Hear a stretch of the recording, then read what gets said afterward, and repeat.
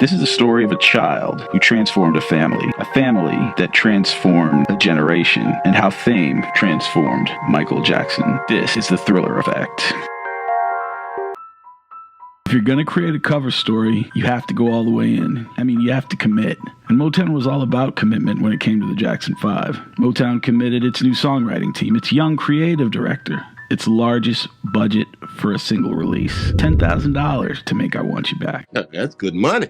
Joe signed the paper. Richard Arons and Joe Jackson were going to manage the group. All of a sudden, Motown started managing. Motown had a special office, and they managed the groups. We didn't make a fuss.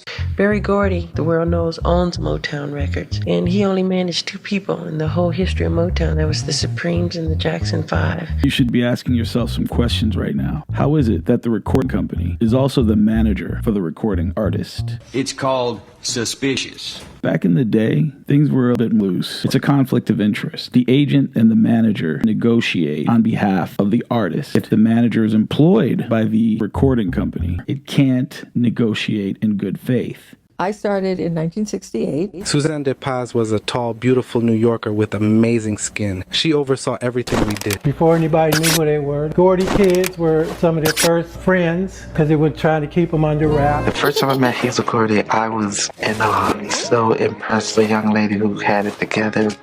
The guys were not famous yet. I got to take the ride with them from complete anonymity to superstardom. And my first impression of Joe Jackson kind of looked mean and gruff. All the kids called him Joseph and never called him Dad. Well, I tried one day to call him Dad, and he looked at me. He said, "My name is Joseph. You call me Joseph. I'm Joseph to you." He was the guy that got them ready to go to Motown. Until Berry Gordy got involved in creating their music, there was really nothing much happening. Barry had the boys in the studio with his new team from July to September, tweaking I Want You Back. It had to be a flawless track. Michael talked about the sessions in a BBC interview in 1972. We spent so much time on that song, over and over and over. I think I must have recorded it 24 times. That was hard work. I fell asleep at the mic, and I wondered if the song would ever be finished. And just when I thought we were, we'd have to go back and do it again. And when Mr. Gordy heard it, he still wasn't impressed. It was 1 a.m. when we slumped into the back seat of Deke Richards' car. Gordy hadn't liked the song we did.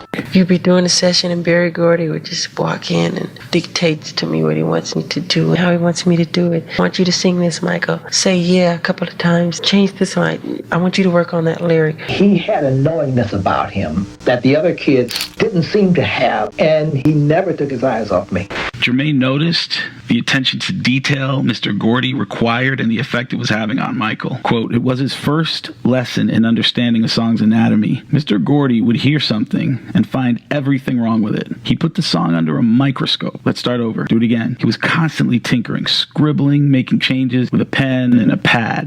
Every step the Jackson 5 took was curated, tailored, and perfected. Berry Gordy said he wanted to get the Jackson 5 3 straight #1 hits. It had a plan. It wasn't a mistake. It wasn't overnight success. I mean, they planned everything the way it happened. And a big part of that plan was to connect them to Diana Ross, the superstar lead singer of the Supremes. 12 #1 hits. He's really something.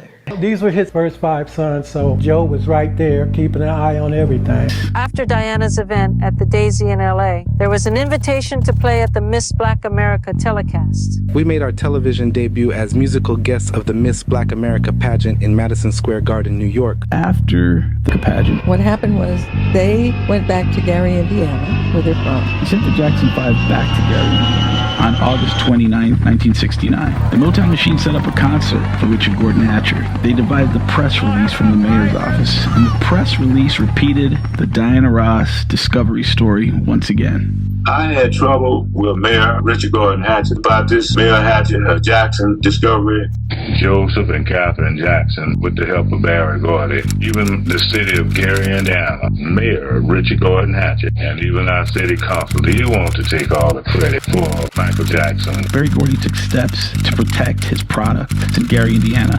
He sent the Jackson 5 back to bring Mayor Gordon Hatcher into the fold. The Motown PR team and the mayor's office created a press release that repeated the cover story.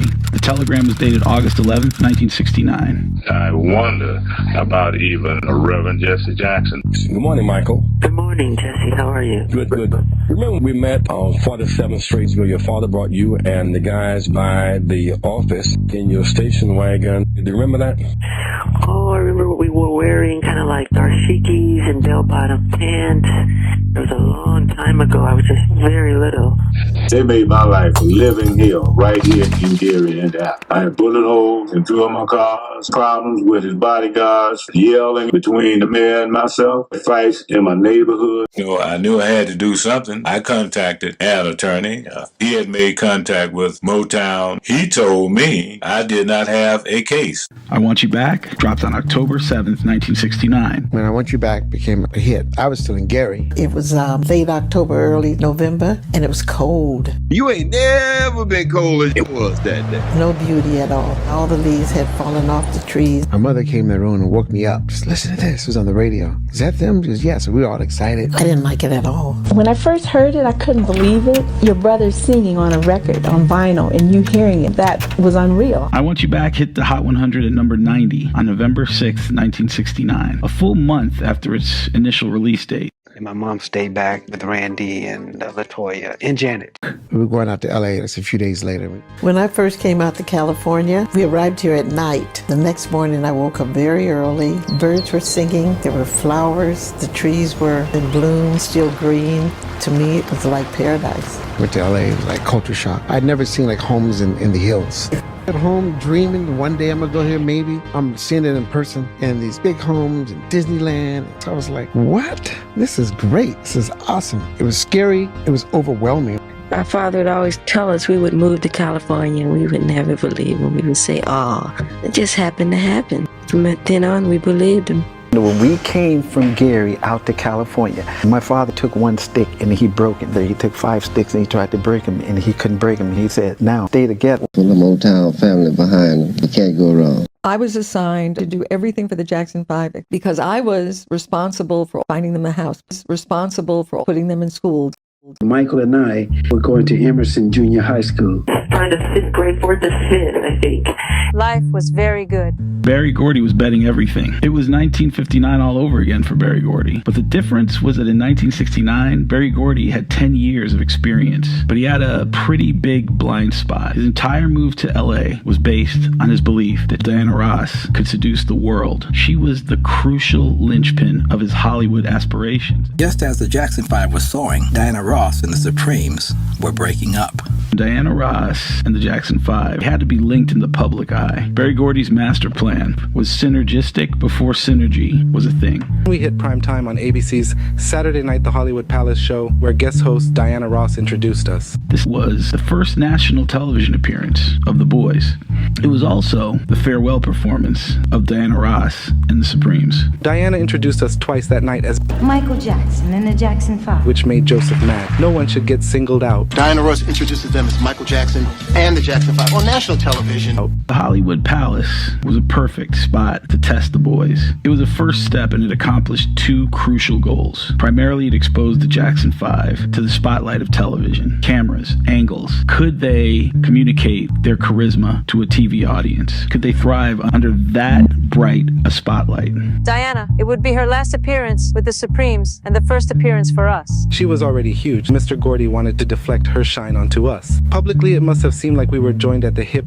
That was by design. The Hollywood Palace show made us feel like kings. We couldn't have felt more on top of the world. We had them from the first note.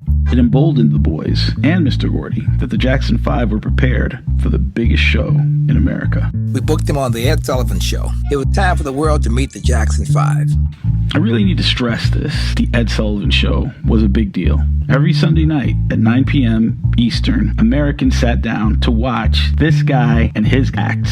Elvis infamously introduced to millions on the Ed Sullivan Show. Global Beatlemania, it pretty much started in 1964 when they appeared on the Ed Sullivan Show. On December 14th, 1969, the Jackson 5 performed 3 songs. Stand, cover of the Sly and the Family Stone song, Who's Lovin' You, the Smokey song that they'd done a million times on the road, and the brand new I Want You Back. This performance was timed perfectly. The song had been out for 2 months and was climbing the charts. The group's fans were in a frenzy from their appearance on the Hollywood Palace and the steady radio play the song was getting, and they were constantly busy with prep work.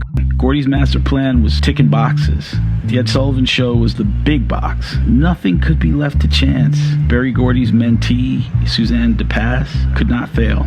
Berry Gordy always provided for documentation of many, many things. So it was a good way to preserve posterity. Because I wanted them to come out moving, like kids and fun and stuff with Suzanne. I have footage. We were doing rehearsal. Suzanne DePass, she have a choreographed some of the Ed Sullivan, I Want You Back stuff. We've always had a high energy type show. Motown had a choreographer whose name was Charlie Atkins. But by the time we were working on I Want You Back choreography, Berry Gordy and his staff had moved to Los Angeles. Yeah, Jackie, Michael, and I was always in the group doing their own thing.